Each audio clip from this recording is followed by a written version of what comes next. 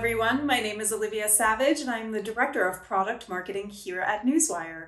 Welcome to today's Smart Start educational video on building on PR momentum. What should you do if a press release that you distribute actually starts getting some media attention and receiving positive feedback? If you're not quite sure, you've landed on the right video. Today, we're going to talk about some helpful tips to build on PR momentum.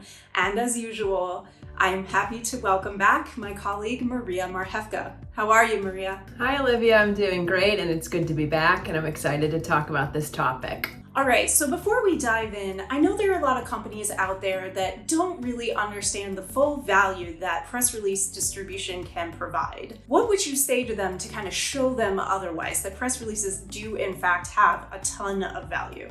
So no matter the size or the industry of a company, consistent and strategic press release distribution can improve search engine optimization performance. It can help companies reach their target audience in relevant media publications.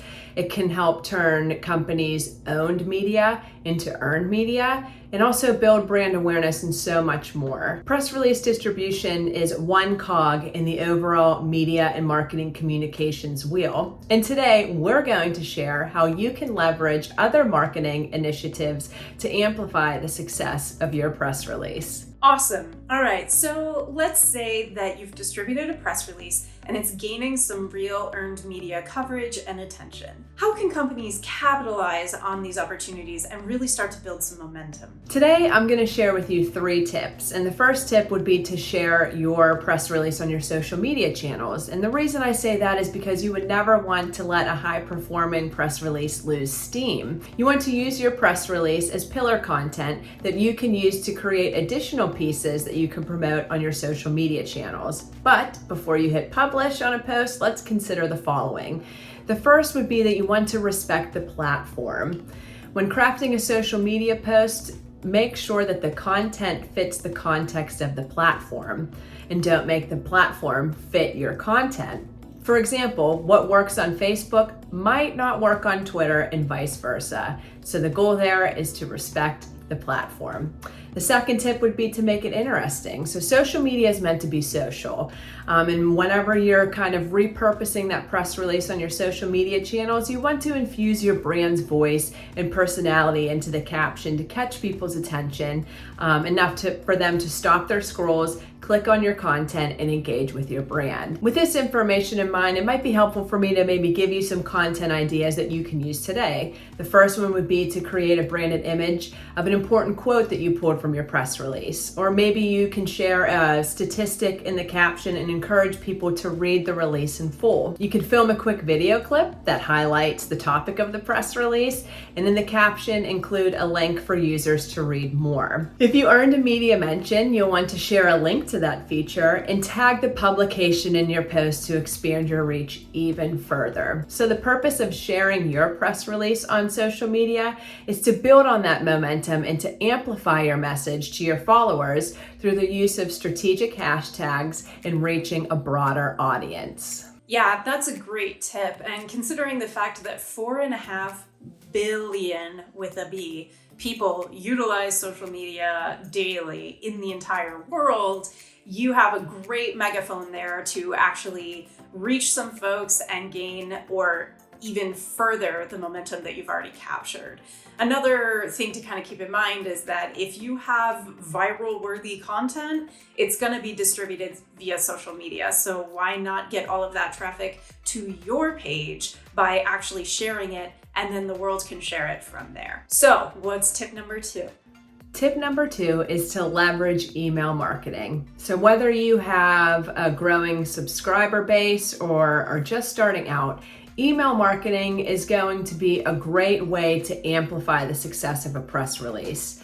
Here are some high-level tips to create an email that highlights your earned media mention. So in the subject line, keep it short and sweet and to the point. A study by Adestra showed that email open rates begin to decline when a subject line is longer than 130 characters. Another tip is to segment your list. Depending on the topic of the press release that's performing well, it might be beneficial to segment your list. So everything from demographics, engagement, and where a subscriber is located in the customer journey are all viable segmentation options to consider when creating that list to send your email. You want to nurture your leads. So sharing news about a feature in a popular publication, or just simply kind of adding a little bit more juice to that high performing press release. It's just a great way to kind of build that credibility and that rapport with your subscriber base, or with someone who's just getting to know your brand. So you're showing them that you're active, you're out there, you're receiving media attention, and that kind of helps nurture that lead. Tell a story. Who doesn't love a story? And so whenever you have a successful press release, though it might speak for itself, if you take the extra time and effort to leverage a news angle with a compelling story, that can keep your subscribers engaged and interested in your brand. So the next time you send an email, they'll be more apt to click. Finally, timing is everything. Just like in pretty much every aspect of your life, timing is so important. And studies have shown that the best days to send emails are Tuesdays and Thursdays. However, the caveat is that it's very important for you to dig into your own data to determine if those days actually work for your subscribers. Just because it's best practices doesn't necessarily mean that it's best practice for your brand. So keep those days in mind, check your data, see if there's some alignment, and then move forward. Those are all fantastic tips and great things to keep in mind with any email marketing strategy or campaign. Another thing to keep in mind is your cadence or your pacing. So you don't want to know that you have 10 emails you need to send about 10 different press releases over the coming weeks, and then front load them all and then have nothing toward the end of the campaign.